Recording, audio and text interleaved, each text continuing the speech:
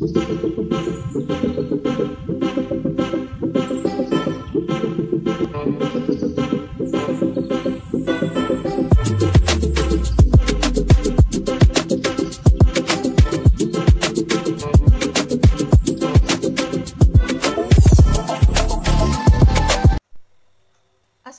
warahmatullahi wabarakatuh. Kami dari kelompok 7 akan mempresentasikan yang berjudul menganalisis peserta didik. Di sini saya akan menjelaskan karakteristik umum peserta didik dan bakat minat. Secara umum, karakteristik peserta didik yang disebut sebagai karakter individu yang dapat dipengaruhi oleh beberapa faktor, yaitu faktor usia, latar belakang, dan keturunan gender. Faktor tersebut telah dibawa sejak peserta didik lahir, tetapi faktor tersebut juga dipengaruhi oleh keadaan dari lingkungan sosial yang menjadi titik awal menentukan kualitas hidup. Sedangkan bakat dan minat, bakat menurut kamus yang artinya bimbingan dan penyuluhan yang merupakan kondisi suatu kualitas yang dimiliki oleh individu yang kemungkinan individu tersebut untuk berkembang pada masa yang akan datang. Sedangkan minat itu sendiri secara bahasa adalah kecenderungan hati seseorang yang terarah kepada suatu objek tertentu yang dinyatakan dalam berbagai tindakan karena adanya suatu perhatian, perasaan senang, dan tertarik pada objek tersebut. Adapun faktor-faktor yang mempengaruhi perkembangan bakat dan minat. Perkembangan bakat dipengaruhi dua faktor, yaitu faktor internal dan faktor eksternal. Faktor internal meliputi yang pertama minat. Minat merupakan motif asli yang muncul dari dalam diri individu itu sendiri. Yang kedua, motif berprestasi. Anak-anak yang mempunyai keinginan yang kuat menjadi seseorang yang berprestasi, maka dengan dorongan dan latihan, maka anak tersebut dapat mengoptimalkan bakat yang dia miliki. Yang ketiga, keberanian mengambil resiko. Contohnya kita punya bakat dalam hal bela diri, tapi kita takut mengambil resiko seperti patah tangan, bibir sobek kena pukul, dan sebagainya, maka tidak akan pernah mungkin kita bisa jadi pesilat atau petarung yang baik. Yang keempat, keuletan menghadapi tantangan, yang artinya pantang menyerah dan tidak takut gagal. Yang kelima, pengaruh unsur genetik, khususnya yang berkaitan dengan fungsi otak. Bila dominan otak sebelah kiri, bakatnya sangat berhubungan dengan masalah verbal, intelektual, teratur, dan logis, dan bila dominan dengan otak kanan berhubungan dengan masalah spasial, nonverbal, estetik, artistik, serta atletis. Sedangkan faktor eksternal meliputi latihan, kesempatan maksimal untuk mengembangkan diri. Yang ketiga, sarana dan prasarana. Keempat, dukungan dan dorongan dari keluarga. Kelima, lingkungan tempat tinggal. 6, pola asuh orang tua. Sedangkan faktor-faktor yang mempengaruhi minat. Yang pertama ada faktor inner urge, rangsangan yang datang dari lingkungan atau ruang lingkup yang sesuai dengan keinginan atau kebutuhan seseorang akan mudah menimbulkan minat. Yang kedua ada faktor obsesial, motif yang juga dipengaruhi oleh faktor dari dalam diri manusia dan oleh motif sosial. Contohnya seseorang berminat untuk berprestasi tinggi agar dapat status sosial yang tinggi pula. Yang ketiga emosional faktor perasaan dan emosi ini mempunyai pengaruh terhadap objek. Misalnya perjalanan sukses yang dipakai individu dalam suatu keinginan tertentu dapat pula membangkitkan perasaan senang dan dapat menambah semangat atau kuatnya minat dalam kegiatan tersebut. Adapun jenis-jenis bakat dan minat.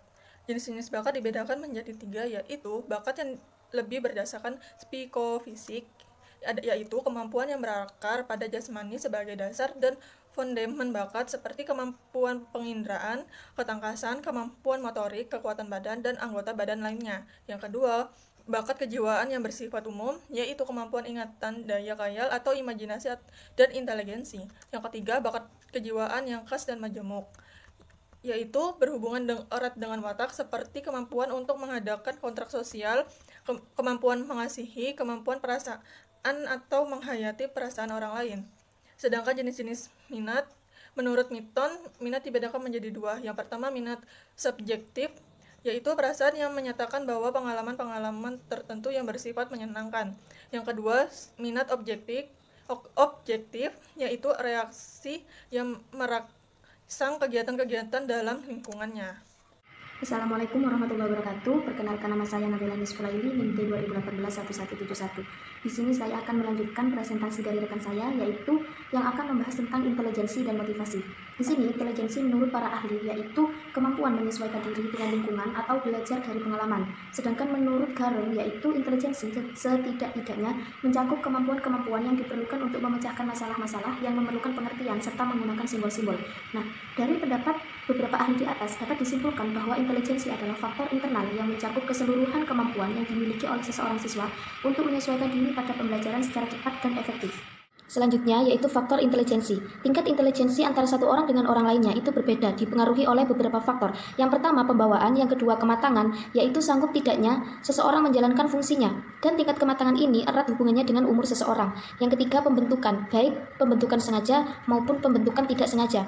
Yang keempat yaitu minat dan pembawaannya khas, motif-motif yang mendorong manusia berinteraksi dengan dunia luar. Nah, dari manipulasi dan eksplorasi yang dilakukan terhadap dunia luar itu, lama-kelamaan timbul minat terhadap sesuatu, apa yang menarik minat seseorang untuk berbuat baik dan giat.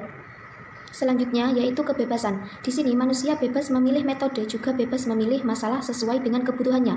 Dengan adanya kebebasan ini, minat itu tidak selamanya menjadi syarat untuk perbuatan intelijensi. Nah, dari uraian intelijensi di atas, itu dapat ditarik kesimpulan bahwasannya mendapat kemampuan intelijensi itu terdapat banyak cara untuk mendapatkannya, dan cara tersebut akan dimasukkan ke dalam dirinya untuk mendapatkan kemampuan intelek yang tinggi. Selanjutnya yaitu macam-macam intelijensi. Yang pertama intelijensi terikat dan bebas. Intelijensi terikat yaitu intelijensi suatu makhluk yang bekerja dalam situasi-situasi pada lapangan pengamatan yang berhubungan langsung dengan kebutuhan vital yang harus segera dipuaskan. Nah, contohnya intelijensi binatang dan anak-anak yang belum berbahasa. Sedangkan intelijensi bebas yaitu terdapat pada manusia yang berbudaya dan berbahasa.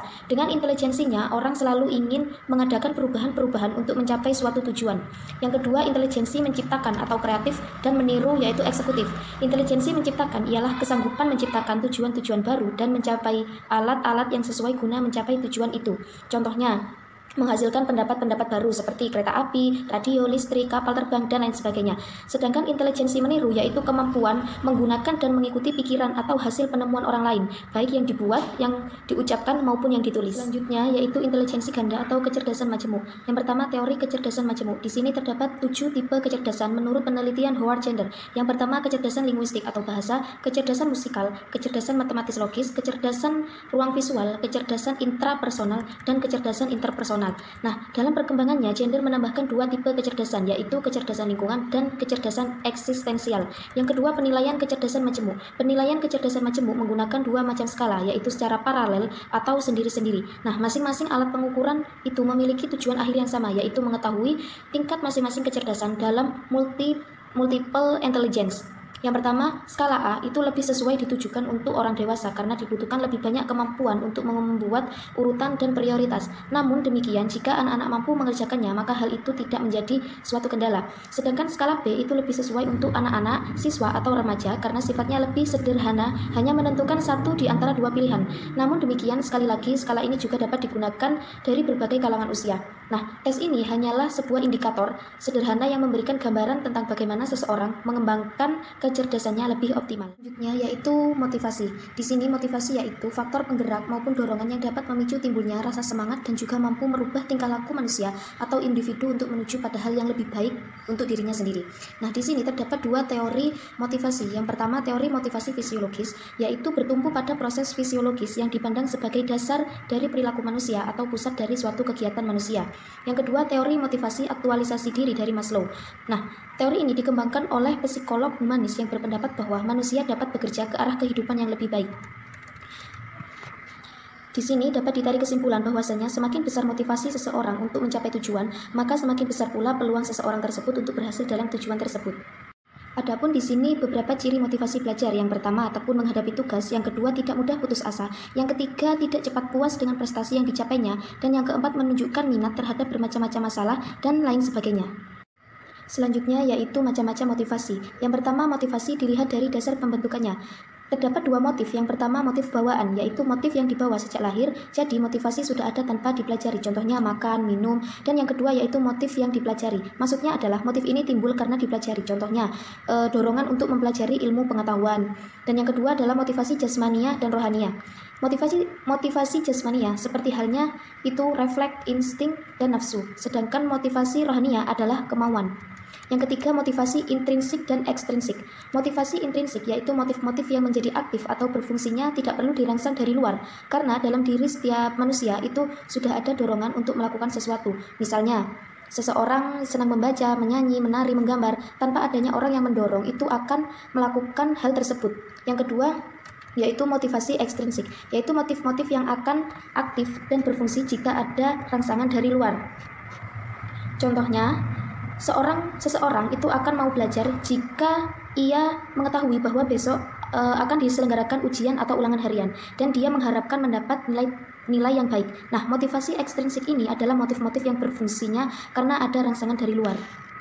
Assalamualaikum warahmatullahi wabarakatuh. Perkenalkan, nama saya Rizka Kurot Ta'ani, NIM T 2018-1188. Di sini saya akan melanjutkan penjelasan dari rekan saya, yang mana di sini saya akan membahas 2 poin, yakni yang pertama gaya belajar dan yang kedua kemampuan awal. Yang pertama, gaya belajar. Gaya belajar adalah suatu cara yang dimiliki oleh seseorang untuk menangkap, menerima, mengolah, serta menerapkan informasi dengan mudah.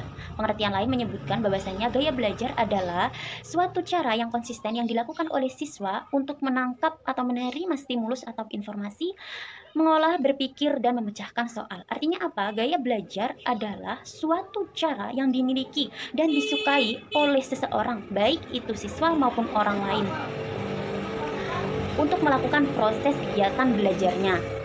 Dengan adanya gaya belajar ini memudahkan seorang guru untuk menganalisis karakteristik siswa, untuk menganalisis kesulitan saat siswa melakukan proses belajar mengajar, baik itu di kelas maupun di rumah.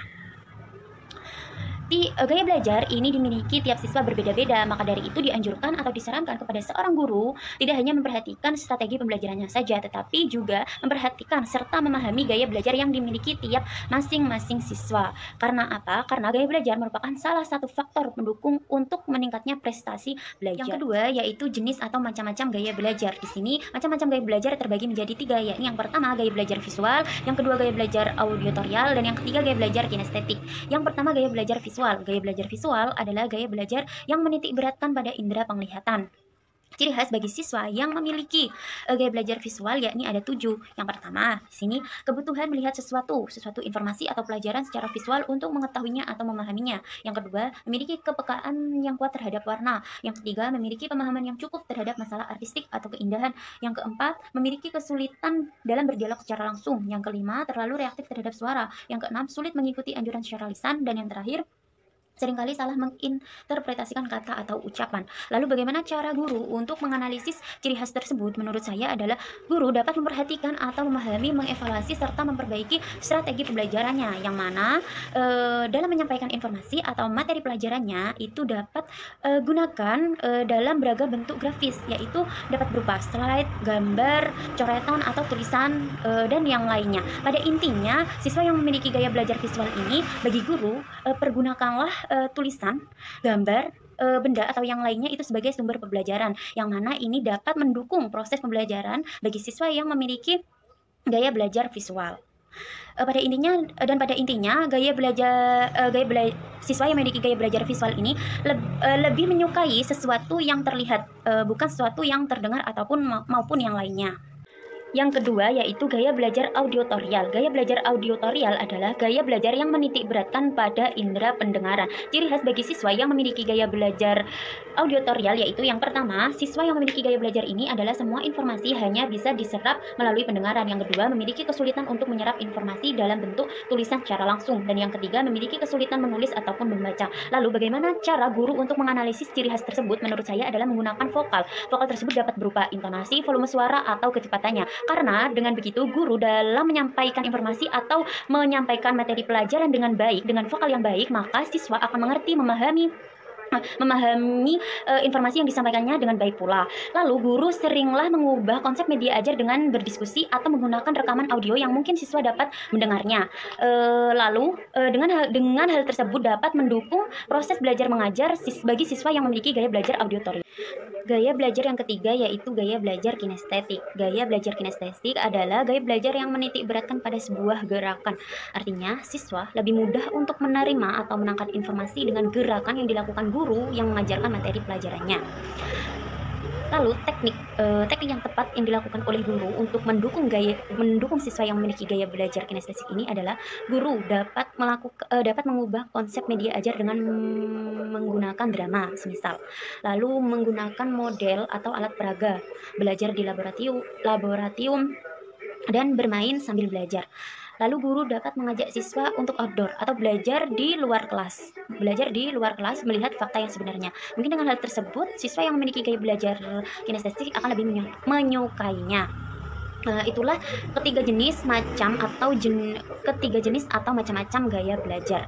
Tetapi di sini faktanya siswa jarang memiliki satu gaya belajar yang menonjol, karena mayoritas siswa memiliki kombinasi gaya belajar seperti audiovisual, visual audio, atau mungkin visual kinestetik, dan mungkin audio kinestetik. Contoh, ada siswa yang senang belajar dengan menggunakan musik, atau bisa kombinasi dengan sambil memperagakan pulpennya, dengan memainkan pulpennya. Nah, itu contoh kombinasi gaya belajar audio dengan kinestetik. Nah, seperti itu. Lalu seorang guru menurut saya harus menerapkan strategi pembelajaran dengan melalui ketiga gaya belajar tersebut, karena dengan melibatkan seluruh gaya belajar tersebut akan membantu siswa untuk lebih memahami, mengerti apa yang disampaikannya, dengan memahami materi yang diajarkannya. Contoh, saya akan memberikan contoh seorang guru menerapkan strategi pelajaran dengan melalui ketiga gaya belajarnya. Contoh penugasan tentang materi sholat. Semisal guru dapat memberikan tugas dengan ketiga pilihan. Contoh, yang pertama, siswa dapat mengerjakan tugas dengan PowerPoint dengan disertai video gerakan sholat. Yang kedua, siswa dapat mengerjakan tugas melalui drama atau praktek langsung di kelas dengan materi gerakan sholat. Dan yang ketiga, siswa dapat melalui rekaman audio dengan disertai video. Nah, tersebut menurut saya dengan contoh tersebut merupakan salah satu guru yang dapat menerapkan strategi pembelajaran dengan melibatkan ketiga jenis atau macam-macam gaya belajar tersebut. Poin yang kedua yang akan saya bahas yakni tentang kemampuan awal. Kemampuan awal adalah kemampuan dasar yang dimiliki oleh seorang siswa sebelum menerima kemampuan baru atau sebelum menerima pembelajaran yang akan datang atau pembelajaran yang akan diberikan. Kemampuan awal ini menjadi atau merupakan suatu kesiapan siswa dalam sebelum menerima pembelajaran yang akan diberikan kepada guru. Kemampuan awal diklasifikasikan menjadi tiga, yaitu yang pertama kemampuan awal siap pakai, yang kedua kemampuan awal siap ulang, dan yang ketiga kemampuan awal pengenalan. Yang pertama, kemampuan awal siap pakai yaitu kemampuan yang benar-benar dikuasai oleh siswa dan siap dipakai kapanpun dengan situasi atau kondisi bagaimanapun. Nah, contoh, pada kelas 4 kita mengenal materi perkalian. Siswa yang memiliki kemampuan awal siap pakai akan menguasai bahkan menghafal semua perkalian. Lalu ketika mereka menginjak kelas 5 SD, mereka tidak akan merasa kesulitan jika disinggung mengenai persoalan perkalian. Berbeda dengan mereka yang memiliki kemampuan atau menghafal tingkat rendah mengenai materi perkalian. Lalu yang kedua yaitu kemampuan awal siap ulang, yaitu kemampuan yang pernah dipelajari oleh siswa tetapi belum dikuasai sepenuhnya. Contohnya tadi, kita kelas 4 mengenal perkalian. Lalu materi perkalian tersebut diuraikan menjadi soal cerita, semisal. Lalu siswa yang memiliki kemampuan awal siap ulang ketika menginjak kelas 5 SD, ketika diungkit dengan soal cerita tersebut, mereka akan sedikit merasa kesulitan karena mereka sudah pernah mengenal soal tersebut tetapi mereka tidak bisa atau mungkin lupa untuk cara pengerjaannya. Dan yang ketiga yaitu kemampuan awal pengenalan, yaitu kemampuan ini belum dikenal sama sekali oleh siswa. Artinya materi baru yang mungkin perlu untuk diulangi berulang-ulang dan untuk siap pakai.